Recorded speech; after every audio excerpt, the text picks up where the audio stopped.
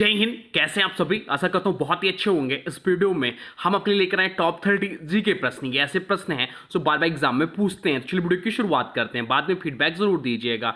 देखते हैं पहला क्वेश्चन क्या पूछा है। पहला क्वेश्चन पूछा है, निम्न में से कौन सा देश सार्क का सदस्य नहीं है? निम्न में से कौन सा देश जो है सार्क का सदस्य नहीं है? तो मालदीव सार्क का सदस्य है। अफगानिस्तान यह भी सार्क का सदस्य है। म्यांमार जो है वह सार्क का सदस्य नहीं है। बाकी नेपाल भी सार्क का सदस्य है। तो म्यांमार जो है सार्क का सदस्य नहीं है, या इस प्रश्न का राइट आंसर हो जाएगा। ऑप्शन सी इस प्रश्न का राइट आंसर हो जाएगा। बात यह हुई सार्क का, जिसका फुल फॉर्म होता है south Asian association for regional corporation, क्षेत्रीय सहयोग दक्षिणी एशियाई संघ। इसकी स्थापना हुई थी 8 दिसंबर 1985 को ढाका में। इसका जो हेडक्वार्टर है वह काठमांडू नेपाल में। वर्तमान में सदस्य देश जो है मालदीव, पाकिस्तान, बांग्लादेश, इंडिया, भूटान, नेपाल, श्रीलंका और अफगानिस्तान। चलते हैं अगले प्रश्न की ओर, देखते हैं अगला प्रश्न क्या पूछा है आपसे। अगला प्रश्न पूछा है, विचित्र नाटक किस सिख गुरु की आत्मकथा है? विचित्र नाटक किस सिख गुरु की आत्मकथा है? चलिए इसका राइट आंसर आप लोग बता दीजिए। तो इस प्रश्न का राइट आंसर जो हो जाएगा वो हो जाएगा ऑप्शन बी, गुरु गोविंद सिंह का। गुरु गोविंद सिंह जी का विचित्र नाटक आत्मकथा है। विचित्र नाटक गुरु गोविंद सिंह जी के द्वारा रचित एक आत्मकथात्मक ग्रंथ है जो दसम ग्रंथ का भाग है। चलते हैं अगले प्रश्न की ओर, देखते हैं अगला प्रश्न क्या पूछा है आपसे। अगला प्रश्न पूछा है, किसने गांधी जी के आंदोलन को राजनीतिक फिरौती कहा? किसने गांधी जी के आंदोलन को राजनीतिक फिरौती कहा? चलिए राइट आंसर आप लोग कमेंट बॉक्स में बता दीजिए। तो राइट आंसर जो हो जाएगा वो हो जाएगा ऑप्शन ए, लाडलिन लिथगो ने गांधी जी के आंदोलन को राजनीतिक फिरौती कहा। लाडलिन लिथगो को, जो 1936 से 1943 तक भारत के वायसराय रहे, उन्होंने गांधी जी के भारत छोड़ो आंदोलन को राजनीतिक फिरौती कहा। जबकि गांधी जी को अर्धनंगा फकीर जो कहा वह विंस्टन चर्चिल ने कहा। यह भी पॉइंट ध्यान रखिएगा। चलते हैं अगले प्रश्न की ओर, देखते हैं अगला प्रश्न क्या पूछा है आपसे। अगला प्रश्न पूछा है, हिडनबर्ग रेखा किन दो देशों के मध्य है? हिडनबर्ग रेखा जो है वह किन दो देशों के मध्य है, यह आपसे पूछा है। तो राइट आंसर जो हो जाएगा वो हो जाएगा ऑप्शन बी, जर्मनी और पोलैंड के बीच। जर्मनी और पोलैंड के बीच हिडनबर्ग रेखा इन दो देशों के मध्य है। चलते हैं अगले प्रश्न की ओर। अगला प्रश्न पूछा है, प्रथम पंचायती राज व्यवस्था का उद्घाटन पंडित जवाहरलाल नेहरू द्वारा 12 अक्टूबर 1959 को कहां पर किया गया? यह आपसे पूछा है। प्रथम पंचायती राज व्यवस्था का उद्घाटन पंडित जवाहरलाल नेहरू द्वारा 12 अक्टूबर 1959 को कहां पर किया गया? यह आपसे पूछा है। तो राइट आंसर, चलिए राइट आंसर आप लोग कमेंट बॉक्स में लिख दीजिए। तो राइट आंसर हो जाएगा ऑप्शन सी, नागौर में। भारत में पंचायती राज व्यवस्था की शुरुआत 12 अक्टूबर 1959 को हुई थी। पंडित जवाहरलाल नेहरू ने इस प्रणाली का औपचारिक उद्घाटन राजस्थान के नागौर जिलों से किया था। यह प्रणाली बलवंत राय मेहता समिति की सिफारिश के आधार पर लागू हुई थी। चलते हैं अगले प्रश्न की ओर, देखते हैं अगला प्रश्न क्या पूछा है आपसे। अगला प्रश्न पूछा है, सुभाष चंद्र बोस के त्यागपत्र के बाद भारतीय राष्ट्रीय कांग्रेस का अध्यक्ष कौन बना? सुभाष चंद्र बोस के त्यागपत्र के बाद भारतीय राष्ट्रीय कांग्रेस के अध्यक्ष कौन बने? यह आपसे पूछा है। तो राइट आंसर जो हो जाएगा, चलिए राइट आंसर आप लोग कमेंट बॉक्स में बता दीजिए। तो राइट आंसर हो जाएगा ऑप्शन सी, राजेंद्र प्रसाद बने। 1939 में त्रिपुरी अधिवेशन के दौरान सुभाष चंद्र बोस दोबारा कांग्रेस अध्यक्ष चुने गए थे, लेकिन गांधी जी और उनके समर्थकों का उनसे मतभेद हो गया। गांधी जी ने सिद्धारमैया को समर्थन किया था, लेकिन वह चुनाव हार गए। मतभेद के कारण सुभाष चंद्र बोस ने अध्यक्ष पद से इस्तीफा दे दिया। उसके बाद डॉक्टर राजेंद्र प्रसाद को कार्यकारी अध्यक्ष बनाया गया। चलते हैं अगले प्रश्न की ओर, देखते हैं अगला प्रश्न क्या पूछा है आपसे। अगला प्रश्न पूछा है, किस अधिनियम द्वारा भारत में पहली बार लोक सेवा आयोग की स्थापना का प्रावधान किया गया? किस अधिनियम द्वारा भारत में पहली बार लोक सेवा आयोग की स्थापना का प्रावधान किया गया? यह आपसे पूछा है। तो राइट आंसर हो जाएगा option B, government of India act 1919 के तहत 1926 में भारत में प्रथम लोक सेवा आयोग की स्थापना हुई। प्रथम अध्यक्ष जो बने वो सर रॉस बारकर बने। स्वतंत्रता के बाद इसे यूपीएससी का रूप दिया गया। यूपीएससी संविधान के अनुच्छेद 315 से 323 के अंतर्गत है। चलते हैं अगले प्रश्न की ओर। अगला प्रश्न पूछा है, संविधान के किस भाग में निर्देशात्मक सिद्धांतों का वर्णन है? संविधान के किस भाग में निर्देशात्मक सिद्धांतों का वर्णन है? तो राइट आंसर जो हो जाएगा वो जाएगा ऑप्शन बी, भाग 4 में। भाग 4 अनुच्छेद 36 से 51 में राज्य के लिए निर्देशन शामिल है। न्याय, समानता, शिक्षा, पर्यावरण आदि से संबंधित है। इन्हें न्यायालय में लागू नहीं किया जा सकता। भारत ने आयरलैंड से यह सिद्धांत लिया। चलते हैं अगले प्रश्न की ओर, देखते हैं अगला प्रश्न क्या पूछा है आपसे। अगला प्रश्न पूछा है, वह पूछा है, निम्नलिखित में से किस काल को सांस्कृतिक पुनर्जागरण युग माना जाता है? निम्नलिखित में से किस काल को सांस्कृतिक पुनर्जागरण का युग माना जाता है? तो राइट आंसर जो हो जाएगा, चलिए राइट आंसर आप लोग कमेंट बॉक्स में बता दीजिए। तो राइट आंसर हो जाएगा ऑप्शन बी, गुप्त काल को। गुप्त काल को हिंदू पुनर्जागरण का स्वर्ण युग कहा जाता है। कालिदास, आर्यभट्ट जैसे विद्वानों का यह समय था। संस्कृत साहित्य और विज्ञान में प्रगति हुई। अजंता एलोरा की चित्रकलाओं का इसमें विकसित हुआ।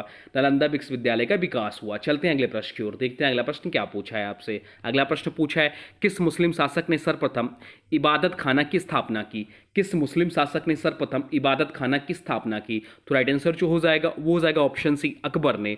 अकबर ने धार्मिक संवाद के लिए फतेहपुर सीकरी में इबादत खाना बनवाया। 1575 में स्थापना किया। विभिन्न धर्मों के विद्वानों को आमंत्रित किया। इन्होंने दीन इलाही धर्म की यहीं से नींव पड़ी। चलते हैं अगले प्रश्न की ओर, देखते हैं अगला प्रश्न क्या पूछा है आपसे। अगला प्रश्न पूछा है, स्वतंत्र भारत अखबार की शुरुआत किसने की थी? स्वतंत्र भारत अखबार की शुरुआत किसने की थी, यह आपसे पूछा है। तो राइट आंसर हो जाएगा ऑप्शन बी, सुभाष चंद्र बोस ने। सुभाष चंद्र बोस ने स्वतंत्र भारत अखबार की शुरुआत की। चलते हैं अगले प्रश्न की ओर। अगला प्रश्न पूछा है, किस भारतीय राज्य में जैविक खेती को कानूनी दर्जा प्राप्त है? किस भारतीय राज्य में जैविक खेती को कानूनी दर्जा प्राप्त है? तो राइट आंसर जो हो जाएगा वो हो जाएगा ऑप्शन बी, सिक्किम को। सिक्किम को जैविक खेती का कानूनी दर्जा प्राप्त है। 2016 में सिक्किम को पूर्ण जैविक राज्य घोषित किया गया। कोई रासायनिक खाद या कीटनाशक प्रयोग नहीं। चलते हैं अगले प्रश्न की ओर, देखते हैं अगला प्रश्न क्या पूछा है आपसे। अगला प्रश्न पूछा है, किस भारतीय को प्रथम भारत रत्न सम्मान मिला था? किस भारतीय को प्रथम भारत रत्न सम्मान मिला था? तो राइट आंसर जो हो जाएगा वो हो जाएगा option B, doctor Sarvepalli Radhakrishnan को। सर्वपल्ली राधाकृष्णन को प्रथम भारत रत्न सम्मान मिला था। भारत रत्न पुरस्कार 1954 में प्रारंभ हुआ। राधाकृष्णन इसके पहले प्राप्त करता था। ये दार्शनिक, शिक्षाविद और राष्ट्रपति रहे हैं, उपराष्ट्रपति रहे हैं। शिक्षक दिवस इन्हीं की स्मृति में 5 सितंबर को मनाया जाता है। भारत रत्न जो है सर्वोच्च नागरिक सम्मान है। इन्हीं के साथ अन्य दो प्रथम प्राप्त करता थे वो थे सी राजागोपालाचारी और सीबी रन, जिन्हें भी 1954 में भारत रत्न पुरस्कार मिला। चलते हैं अगले प्रश्न की ओर। अगला प्रश्न पूछा है, स्वराज पार्टी की स्थापना कब और किसने की? स्वराज पार्टी की स्थापना कब और किसने की?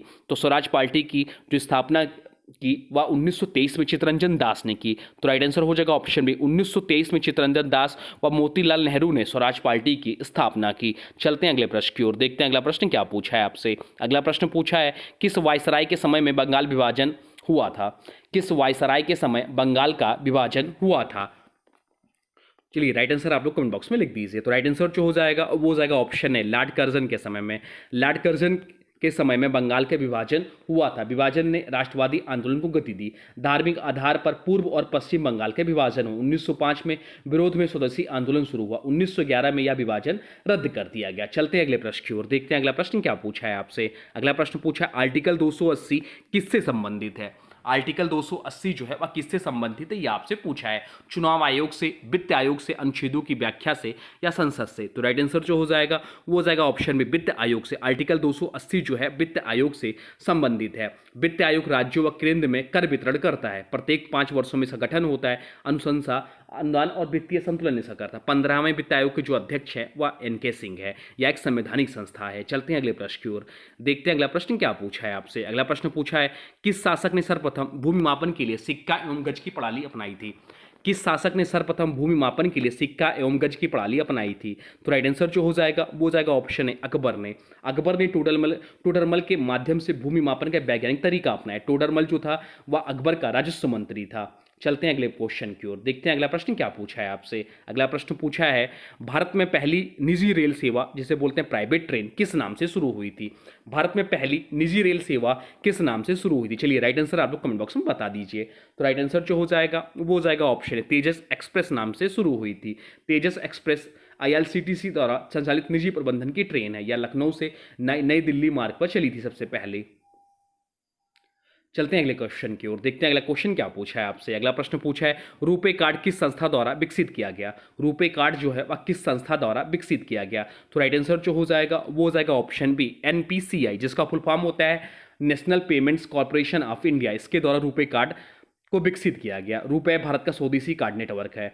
जनधन खातों में इसका प्रयोग हुआ। चलते हैं अगले प्रश्न की ओर, देखते हैं अगला प्रश्न क्या पूछा है आपसे। अगला प्रश्न पूछा है, कौन सी धातु विद्युत चालकता में सबसे अच्छी होती है? कौन सी धातु विद्युत चालकता में सबसे अच्छी होती? चलिए राइट आंसर आप लोग कमेंट बॉक्स में बता दीजिए। तो राइट आंसर हो जाएगा ऑप्शन सी, सिल्वर। सिल्वर जो है विद्युत चालकता में सबसे अच्छी होती। सिल्वर में उच्चतम इलेक्ट्रॉन गतिशीलता होती। महंगी होने से इसका प्रयोग सीमित है। ऑक्सीकरण रोधक या नहीं है। कॉपर दूसरा सबसे श्रेष्ठ चालक है। चलते हैं अगले क्वेश्चन की ओर, देखते हैं अगला प्रश्न क्या पूछा है आपसे। अगला प्रश्न पूछा है वायसराय लॉर्ड डलहौजी का डॉक्ट्रिन ऑफ लैप्स किससे संबंधित था? तो वायसराय लॉर्ड डलहौजी का डॉक्ट्रिन ऑफ लैप्स जो है वह राज्य हड़प नीति से संबंधित था। राइट आंसर हो जाएगा ऑप्शन सी, वारिस न होने पर राज्य ब्रिटिश साम्राज्य में मिलाया जाता था।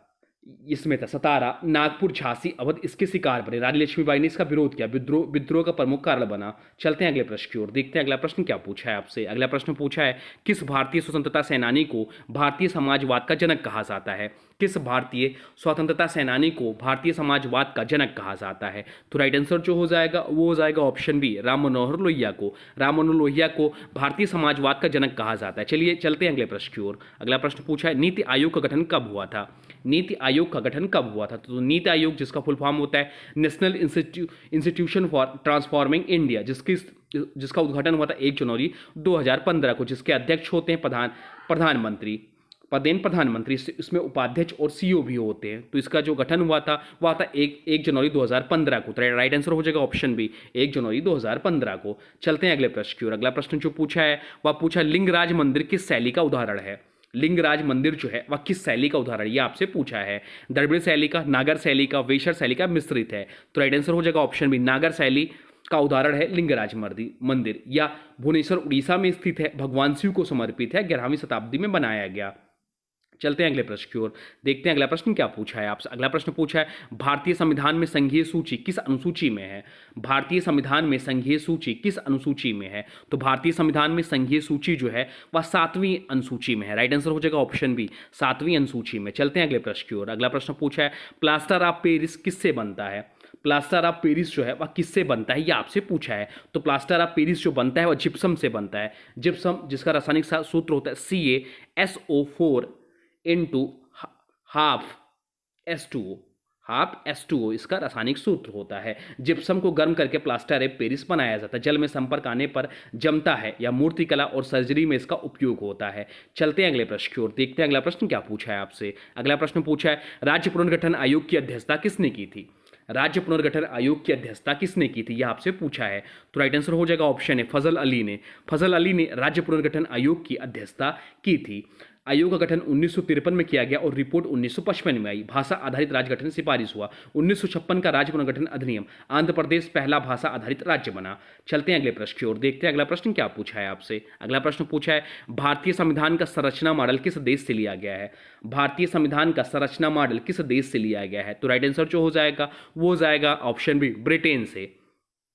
ब्रिटेन से लिया गया। संसदीय प्रणाली, विधि शासन आदि ब्रिटिश प्रणाली पर आधारित है। चलते हैं अगले प्रश्न की ओर, देखते हैं अगला प्रश्न क्या पूछा है आपसे। अगला प्रश्न पूछा है किस अनुच्छेद में राष्ट्रपति शासन की व्यवस्था है?